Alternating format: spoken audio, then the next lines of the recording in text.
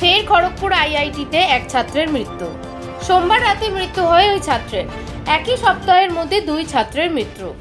মৃতের নাম চন্দ্রদীপ পাওয়ার। মধ্যপ্রদেশের বাসিন্দা চন্দ্রদীপ ইলেকট্রিক্যাল ইঞ্জিনিয়ারিং এর দ্বিতীয় বর্ষের পড়ুয়া।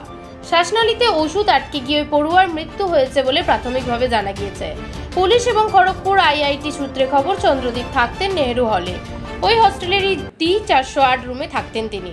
বেশ কয়েকদিন ধরেই জ্বর সর্দিতে ভুগছিলেন। রাতে খাওয়ার পরে চিকিৎসকের প্রেসক্রাইব করা ওষুধ খান ওই পড়ুয়া। গলায় ওষুধ আটকে শ্বাসকষ্ট শুরু হয় তার। দ্রুত তাকে আইআইটি খড়গপুরের বিসি রায় হাসপাতালে নিয়ে যাওয়া হয়। সেখানে সিপিআরও দেওয়া হয় তাকে, তবে শেষ রক্ষা হয়নি। সোমবার রাত্রি 11:30 নাগাদ মৃত্যু হয় তার।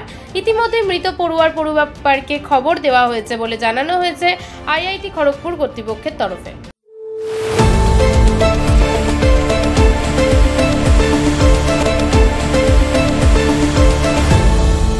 আপনারা দেখছেন এই বেলা বাংলা, শিরোনামে সবার আগে।